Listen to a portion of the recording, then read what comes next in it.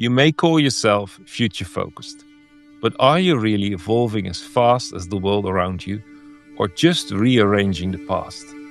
With Eric McNulty, Harvard-affiliated leadership speaker and the co-author of Crisis, Change and How to Lead When It Matters Most, we challenge the myth of episodic change and invite you to lead up, down, across, and inside out so you can shape the future instead of being shaped by crisis. Like this episode, subscribe to our channel, and DM Future to continue the conversation. My name is Arjan Visser, human-centered futurist and your host. Eric, welcome to the All Journey podcast. Thank you so much. I'm glad to be here. So am I. I'm really curious where we intersect in our expertise, and I would love to hear that. And so I want to start actually with a question to set the scene, and that is, what if authentic leadership isn't just about knowing who you are, but also anticipating and discerning what's coming? Well, I think you got two pieces there. I think there's the authentic piece, which is what people interpret as being the internal and being who you are. And then the leadership, which to me is very much about the future and understanding what's around you. And I think that the authenticity, and there's a lot of debate about this right now, of how authentic should you be. The other thing is you need to be who you are and who people need you to be. And it's getting that balance correct. And so, in the work that I do, we talk about sort of three kinds of intelligence or awareness. There is self-awareness and self-intelligence. There's other awareness and other intelligence, about the other people who are involved in what's going on. And there's contextual awareness or contextual intelligence of not just what's happening, but what's likely to happen next. And so I think as a leader, you've always got to be looking forward and anticipating how it's going to change and how it's going to change you through that. So it's a constantly evolving dynamic. Yeah, and in the old dialogue and in the podcast, we always explore that dynamic about authentic leadership, and we often talk about how it is so much involved in alignment, and not just alignment with our environment, but actually the alignment with who we are becoming, and what we will bring forth. And I love how you say it's so important with leadership that you need to know your authentic self, both from who you are and who you are becoming, but also there needs to be this alignment with what's the authentic self that's needed in your surrounding. And hopefully that doesn't give a clash, because then you're probably in the wrong surrounding. That's right. No, you're right. And that's where I think, again, we look at alignment often as external alignment. I need my people aligned. I need my functions aligned.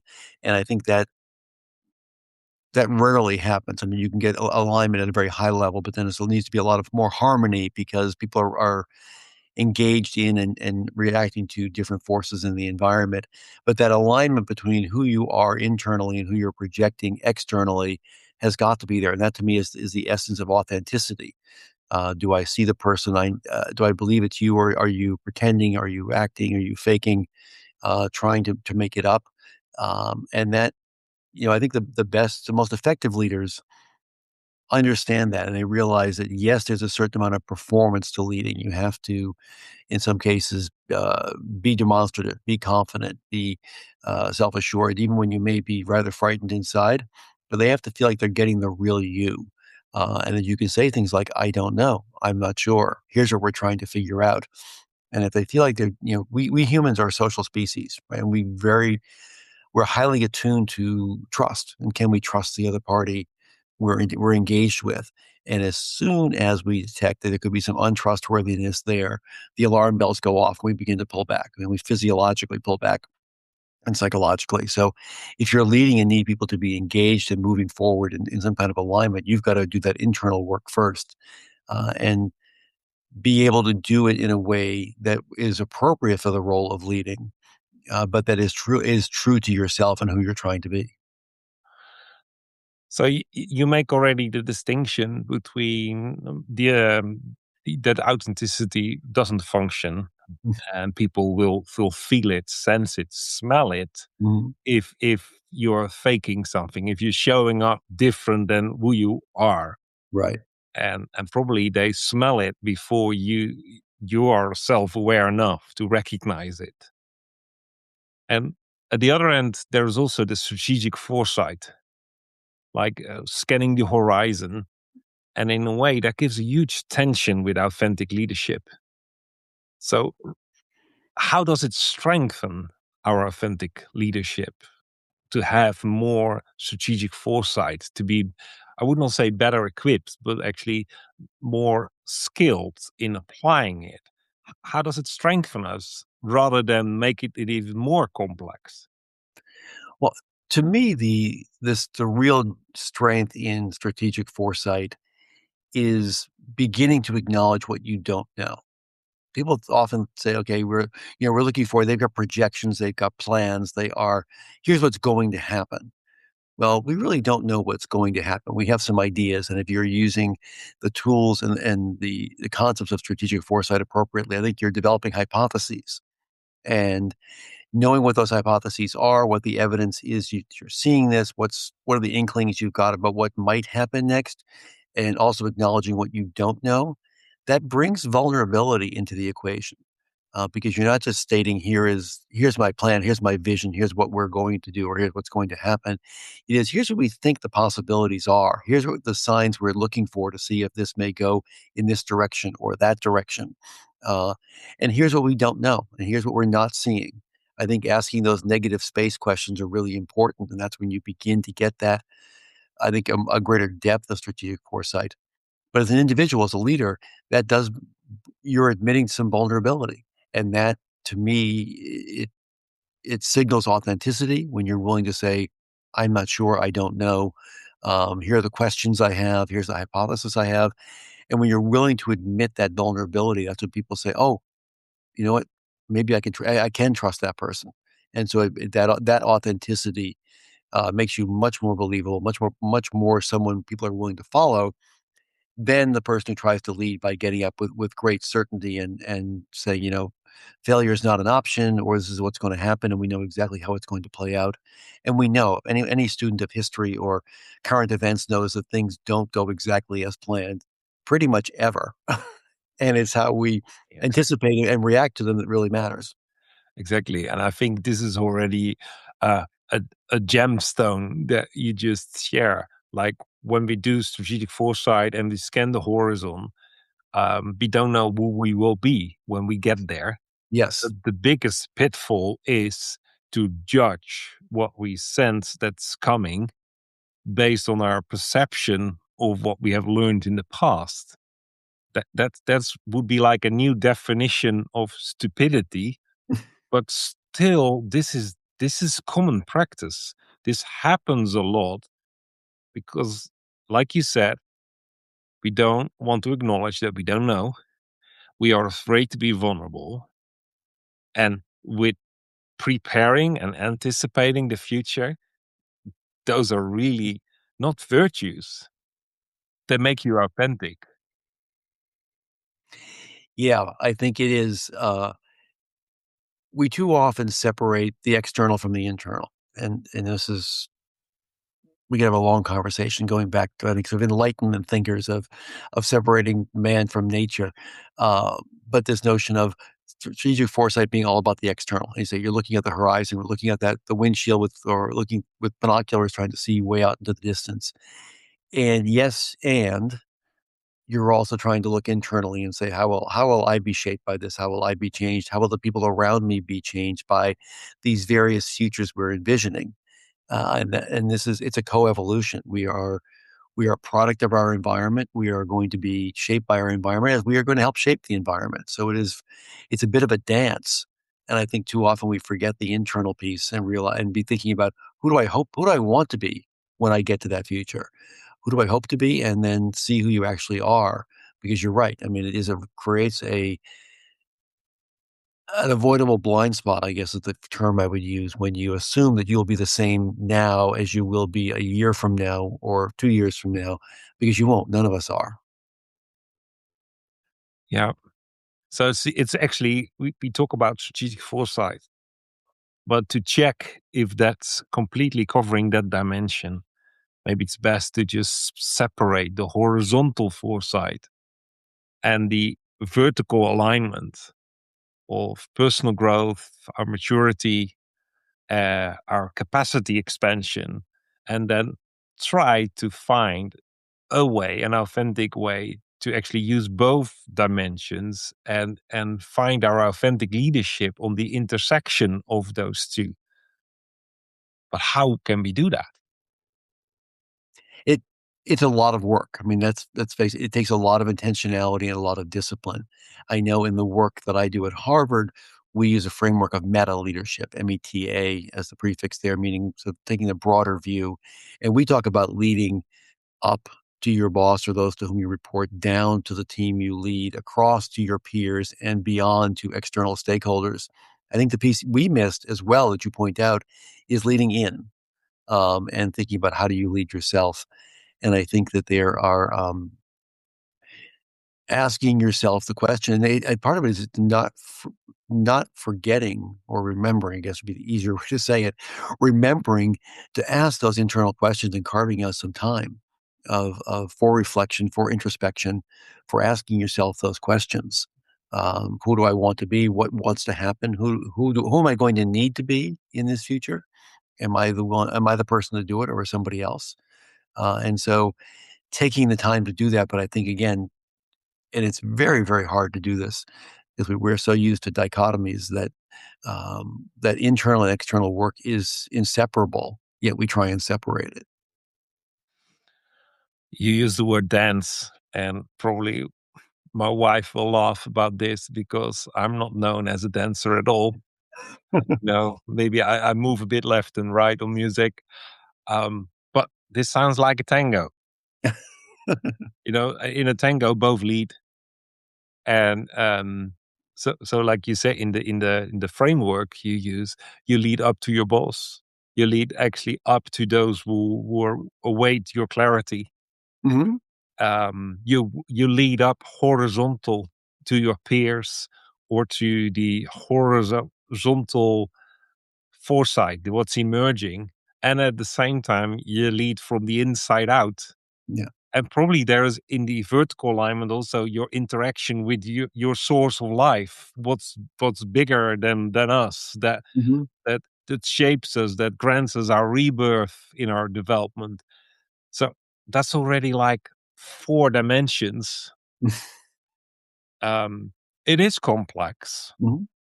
but like you stated, if we ignore the complexity, we probably going to camp out in our own blind spot. We do, and I think that one of the ways to think about it, and one of the ways I think it helps inspire people to do the work is to talk about relevance.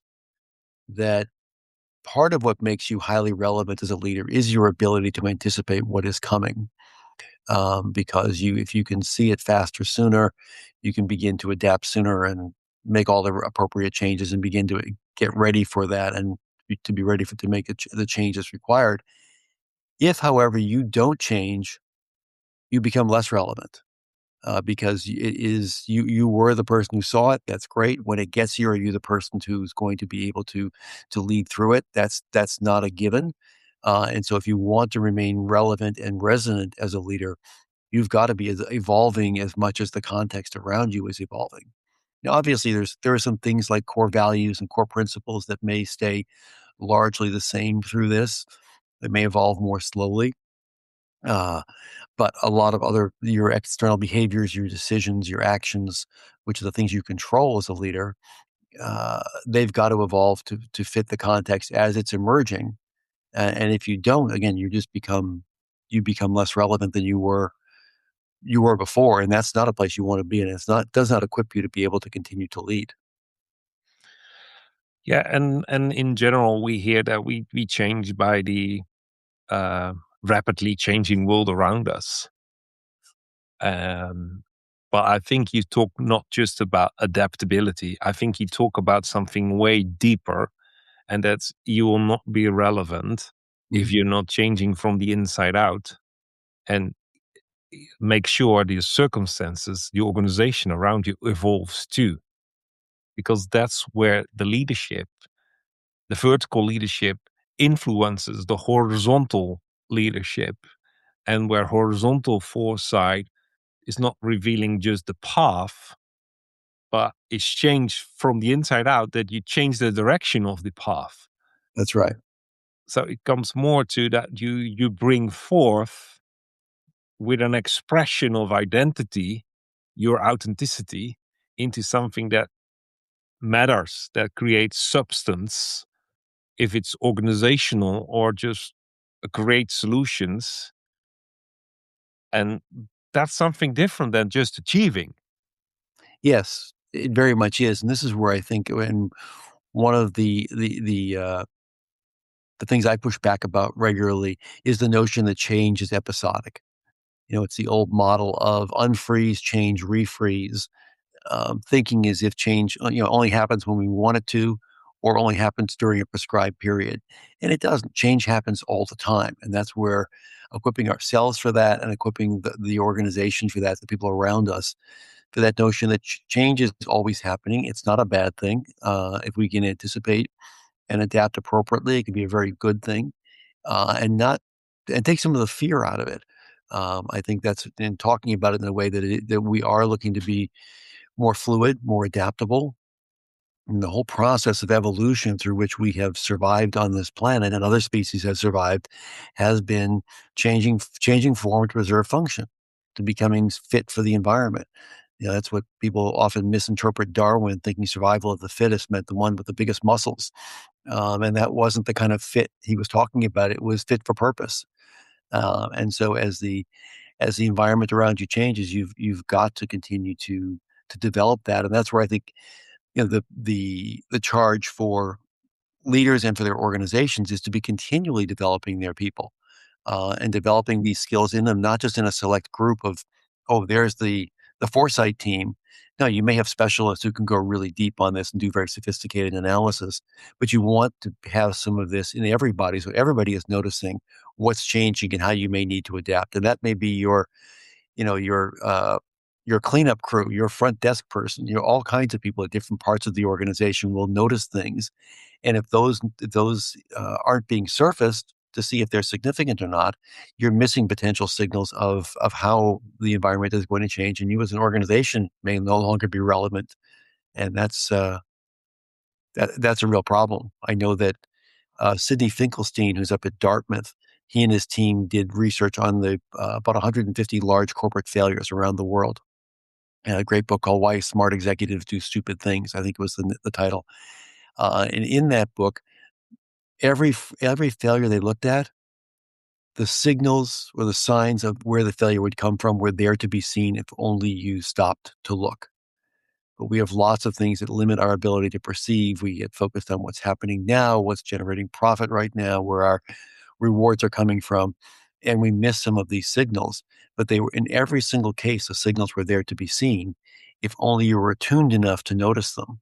And so I think that's where we, need to build our organizations to be sense and respond organisms.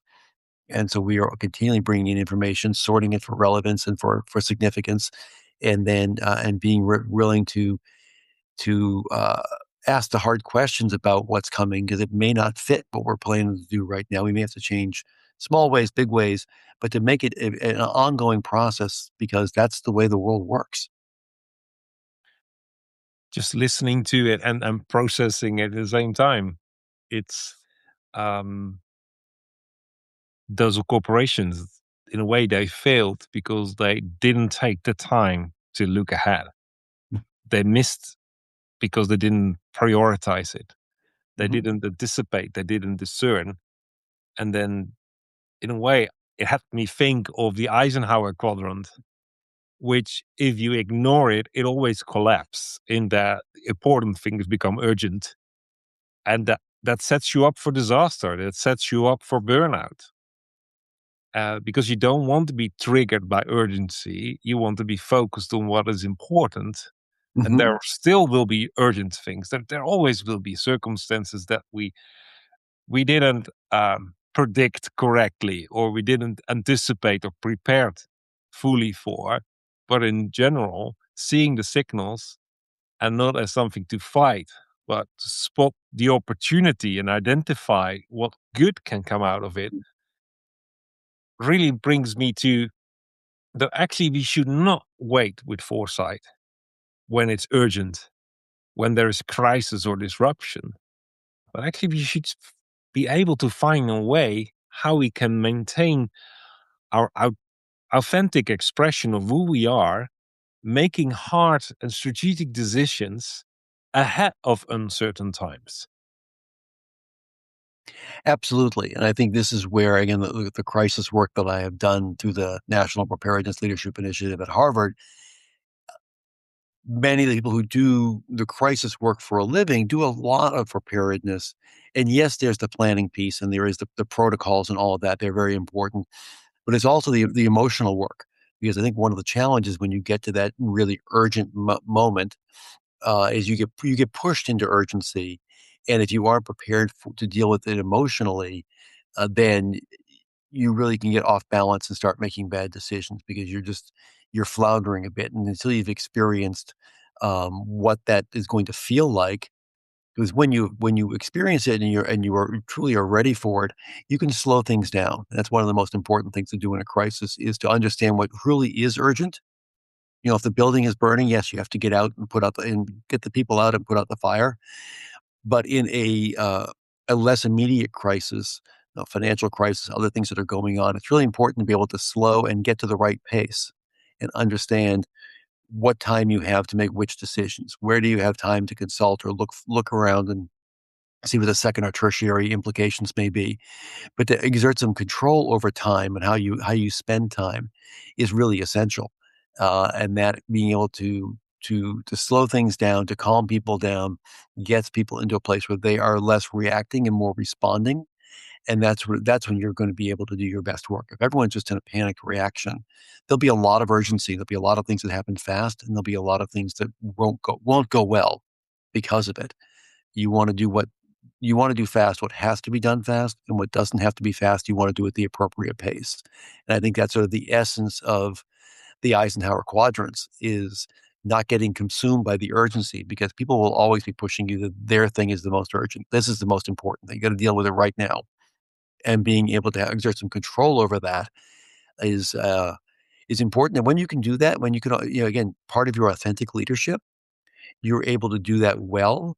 I think people really look to you and say, "Okay, this is a voice of reason in the room, a voice of somebody we can bring this to, who will help us figure it out, and who won't just join the panic." And that's people are looking for leadership, and that's when you can be the leader they hope you can be. Yeah, emotional steadiness and in a personal growth, leadership coaching, uh, I always push a little bit on like how have you organized your self governance, Mhm. because it's not a question if life will hit you, it's just when life will hit you. And when life hits you, does it take you off guard, put you in an imbalance? Because in personal growth, you will fall back all the way to survival mode. Yes. And then you make the decisions based on lack, short term.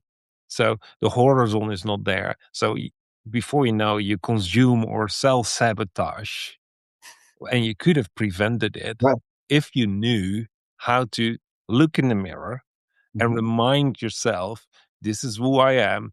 This is our strategic direction. This is the perspective we have. This is the mindset.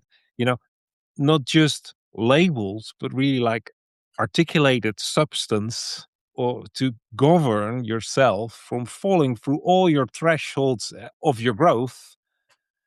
And as a leader, you will fall in the spotlight of everyone. Then Mhm. it's no longer vulnerability because it becomes a disaster because those people will take a distance. Mhm. Their trust is hurt. They will fall to survival mode as well. And then everyone is just running around in panic. And it could have been prevented if you Abs knew how to self governance. That's right. And one of the things I always tell people is that you can't always prevent the first crisis. You can't provide the severe weather or whatever the precipitating event is. You can't always prevent that, but you can always prevent the secondary crisis of a failed response. So if you stumble, if you make you make the first few steps and they're good, you get ahead and things get better over time. If you stumble and make some own goals or some self errors, then you have a really hard time catching up. So be thinking about that. Um, you know, again, understanding what a real crisis is. Is it really existential, or is it just a bad situation you have to manage through? And you say, what are you going to do? And I always ask leaders, and ask the organization, how are you going to be at your best when things are at their worst? And that's likely going to be about relationships, your relationship with yourself and your relationship to others, levels of trust, levels of the ability to actually work together and wrestle with what could be some very big and difficult decisions that may have moral or ethical implications, may have long-term implications for the organization. How are you doing that now so that when you have to do it under pressure, it's not something new, but it's something you are comfortable with? And yes, perhaps you do feel the consequences are higher, but you're not afraid of that. You go out and do that. When you look at I talked to several people who help train Olympic athletes, and we've recently been through the Winter Olympics. And those people know how to use pressure to their advantage and not turn it into stress, right? The fact that they're at the world spotlight on them, the cameras are there, the stakes are high, the medals are on the line. They go out and do their best. And that's because I think they're able to use pressure as a positive force and look at it as a good thing. But they've also rehearsed and rehearsed and rehearsed and rehearsed. So it isn't your first time down that giant mountain try to ski a slalom when it's worse, but you've done it a lot of times. So you know yourself, your body, you know your equipment, you know a bit about the weather and the context and how you're going to react. And that's when it becomes almost instinctual. Those learned behaviors are so ingrained, and that's the people who handle crisis really well, who've done that work. And you can't there aren't shortcuts. You can't skip it. You can't read it in a book. You can't get it. You can't come to one of my classes and get it in a day. You've got to actually do the work. Yeah, immediately what comes to mind is that during a good crisis, the real leaders are born. And I think that is just a myth. I wouldn't even Yes. call it a lie because yes, but the great leaders, and we already talked about the dimensions of leadership, which just makes us all a born leader Hmm. or incompetent. So I think it's about being intentional about who you are becoming, about how you shape your future, regardless where you are in an organization or in society. You have to be intentional yourself. Because if great leaders would be born during a good crisis, then great leadership depends on accidents. Right. And we are not accidentally becoming a great leader. It has to do with intention. So actually it's about taking charge of our own future so we can lead up in all those dimensions. I think you're right, and there are. I think when you look at the people that they say, "Oh, leaders were born," well, look at their early life, look at the experiences they've been through. There's a lot of development there, and with there's often someone who has helped people do the internal work and understand what they're going through. Because you can go through some very difficult things, but if you don't learn from them and begin to build that resilience, then that experience is wasted. So it's not a matter of popping out of the birth canal with all the right stuff or going to the right school. It is about learning those lessons and learning how to take both the good and particularly the bad and build that into who you are. Take the lessons from it and realize that we do change over time. Nobody gets through life unscathed, but what you decide to do about it is what will determine the value you get out of that experience and what you can carry forward as a leader. And how much you realize that and how much you're willing to share that, I think, is another part of the equation. You said something, and I heard it between the lines. Um, like those natural born leaders, they don't inspire. So it's a form of leadership, and we maybe we confuse that we envy them Mhm. that with inspiration. And we need to be good leadership inspires us. And we already said we only feel attracted to good leadership when it's healthy, when it's authentic. And that's lived through, that's embodied. They walk it, Yes. and they're not talking it or giving you access to a format or a scheme or a process. No, they walk it, and their walk is inspirational. And those people, they're not reacting to disruption. They have been intentional about their own personal growth, their Mm. own development, and they shape the future. So let's explore how we can be intentionally shaping our future. What are the thinking tools that we should not put aside when we have time left, but actually make part of our core focus? Well, I think that the reflection piece is important, and not enough people build regular reflective practices into their routine. So, what am I going through? What am I learning from it? What am I curious about? What was unexpected? What didn't go as well as I had hoped? But asking those questions, building it into a routine. But I think also thinking forward of who do I hope to be, not in terms of achievement, not in terms of I want to be the CEO or whatever, but who do I hope to be as a person, and how am I investing in myself to get there? One of these, my business, because I teach and I speak and I write, I have in my personal manifesto in my journal that quality output requires 3 to 5x quality input. Remind me to have conversations like you and I have had, to read widely, to listen, because I can't be this. What I share doesn't come spouting out of my head just because I was born with it. It's because there's a lot going in, and I try and connect the dots and share what I think is relevant. And I think that we as leaders have to be doing that work as well, and be thinking about, if you want to be able to harvest the fruit during a crisis or during any pivotal time, you've got to do the gardening ahead of time. Right? You got to plant the right seeds. You got to take care of them, and that's yourself, and that's physically, mentally, psychologically. And so I think that is building it into it. And I think that I think at least in the U.S. we built a system where we think that sort of stops about when you leave your MBA program. You've sort of done all your development. Now go do, and you've gotten to a certain point, but you got a lot more to go. And so seeing it as a continual lifelong process, and as I'll try to remember the name of the gentleman who first said this, and I will think of it in a moment. He wrote a book called Kenneth Mickelson said, "It isn't just lifelong learning; it's life deep learning too."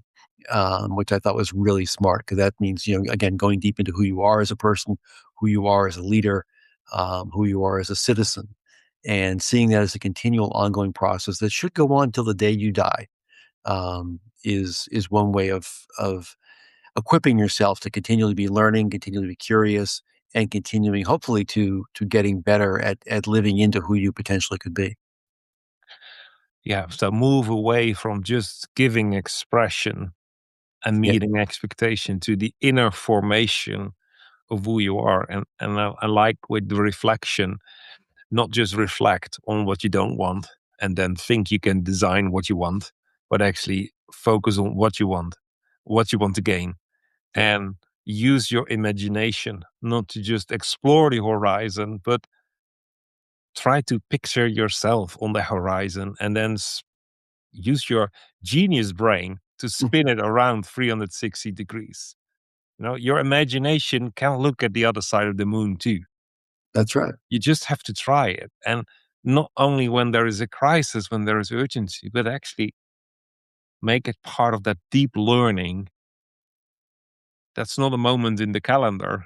It's Yes, actually an ongoing, it's breathe in, breathe out. that's And right.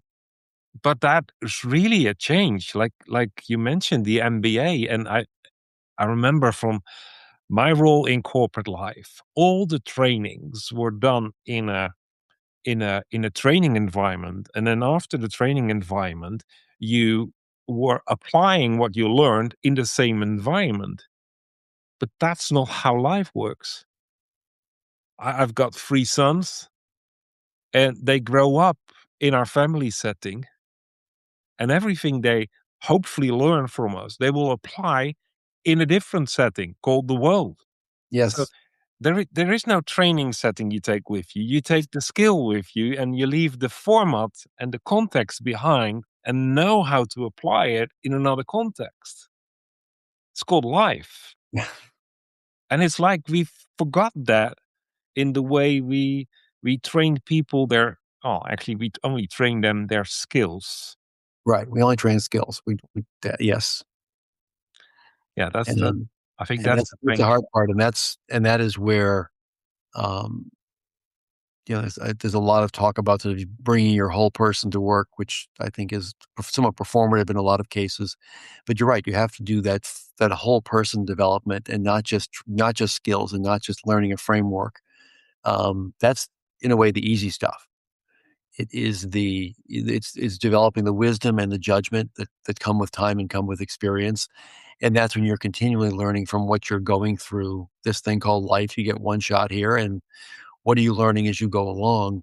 That is how you develop character and wisdom and judgment. And at the end of the day, that's, I think, what we look for in leaders are those three things. We look for character, we look for wisdom, we look for judgment. And that starts with that you take your whole self to your work. But it also means that work is not a productivity scene. It Yes. becomes a personal growth scene. Yes. Which So is not the case in many places. You get measured on productivity and how many widgets can you turn out or how many steps in the process can you execute today, not how much can you grow. Um, yeah. And then character doesn't become character, it actually becomes virtues, and we mm, measure it as virtues as well. yes, Then we are ready and we are fully equipped to start faking ourselves, and we are back to square one in our conversation.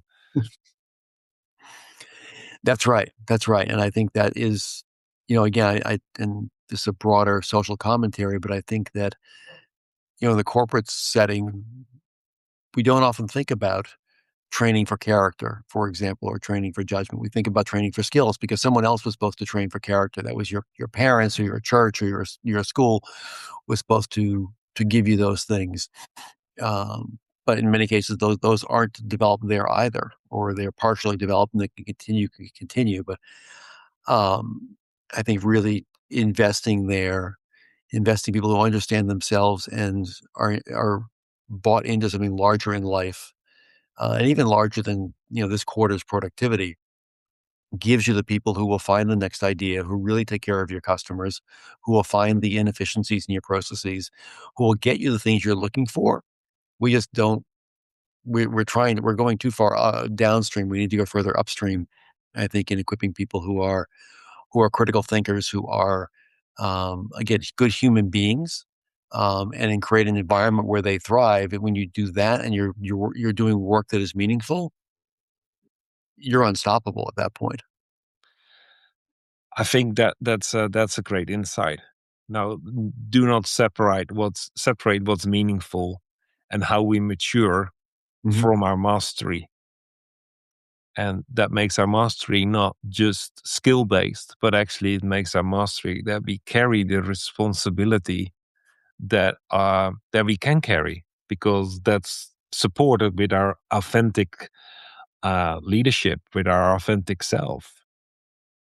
And then we start to see skills as preparation, as training to carry responsibility and actually create life for those around us. That's right. And that sounds so easy, but I can imagine someone is listening to our podcast and thinking like, okay, you got me. You convinced me that I have been being reactively in my leadership, in how I led life, going from crisis to crisis, from external trigger to trigger, rather than having foresight. So, what is the first shift? And I think it's including me as well. What's the first shift I can make? I think the first shift is to think. That's a really good question, actually. And I want to get, you're asking for the first one, so I'm going to try and give you the most thoughtful answer I can. Um, I think the most important shift, or the first shift, is to get into that yes and mindset. And by that, I mean, it is me, yes, and it is you. It is the present and it is the future. It is me and it is us.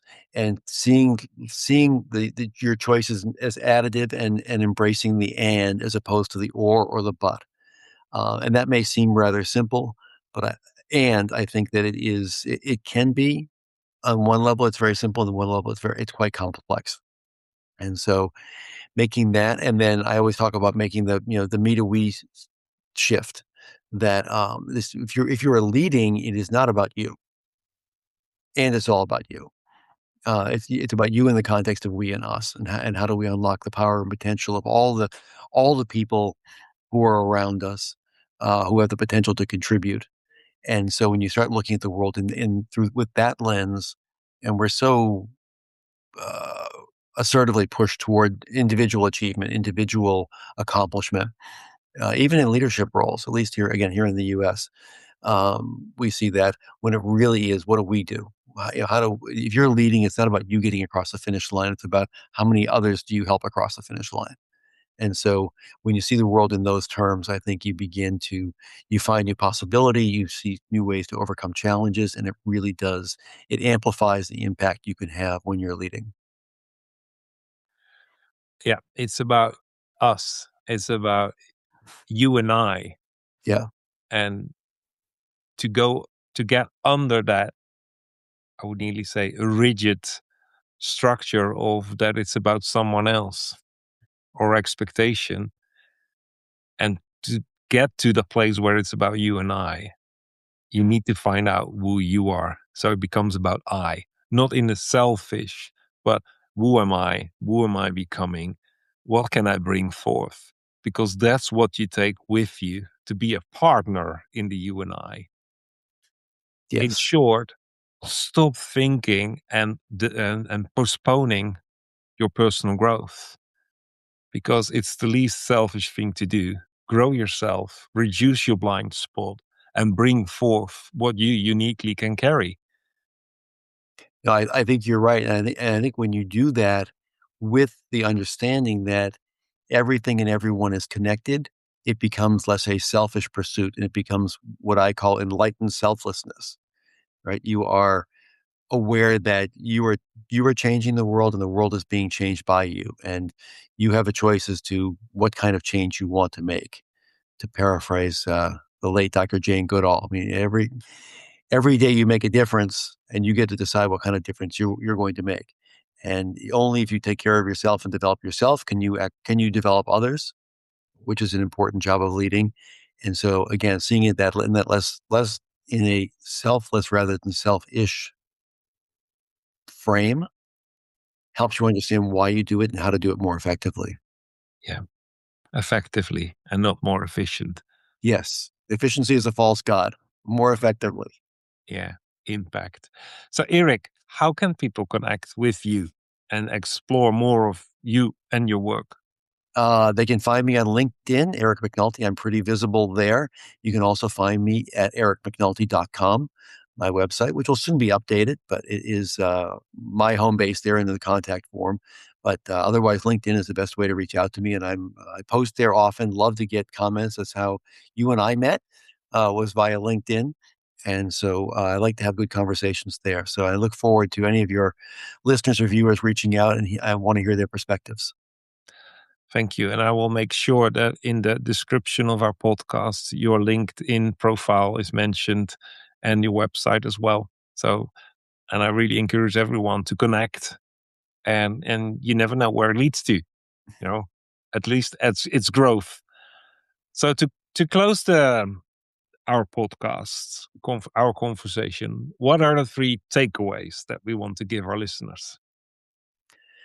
I think that it's important, and thank you for setting this up in the questions, is that notion of the horizontal and the vertical, and that those two are intricately linked. You have to do the internal and the external world work simultaneously, understanding that you will have an influence on the future, but the future will have an influence on you. I think secondly, to think of leading as a future-oriented activity. I always say leading is bringing people into an uncertain future with hope, confidence, and agency. You've got to be looking forward. It's just not about today. And the third one is take care of yourself, develop yourself. You own your own development. And the only way you can be good for others is to be good to yourself in that way, and continue to be curious, never stop asking questions, and get out there and keep doing that and encouraging others as well. Because if you develop those around you, you'll build a formidable team that can accomplish even overcome the most daunting challenges, and will find opportunities because there's a lot emerging right now in the world, and you want to be able to do that. So invest in others as you invest in yourself. Thank you for sharing them. And I think in between we mentioned already, you have to lead. Yes, You lead upstream, you lead downstream, you lead inside, you lead outside. And it's not a reactive following. that's right. You know, That's right. And not to be too self-promotional, but if you want some of the insights my colleagues and I have had around this, go pick up our book, You're It, Crisis Change and How to Lead When It Matters Most. It's got some good tools and frameworks that do help you with the internal and the external work. But that's a good primer on the work that we have done particularly around crisis, that I think is useful for any executive now or any person, because we all have to be ready to be crisis leaders because we live in these turbulent times. I want to thank you, Eric, for all your wisdom and insights. Thank you very much. I really appreciate you having me on, and thank you for crafting such an interesting conversation. You asked terrifically provocative questions. Yes, and I also want to thank all our listeners who tuned in and stayed with us to the end. And I really trust that this conversation resonated, and I hope it even provoked you and sparked something meaningful for your own journey. And if it did, share it in the comments below. We love to read your reflections and engage with you. And if you don't want to wait for next week's episode, and you are ready to explore the future with us, you are invited to join the Alt Dialogue, an exclusive peer dialogue for visionary leaders to pioneer and ponder those authentic leadership transformation questions that shape our leadership for a future together. Just DM future and we will send you the details. And I'm looking forward to see you there.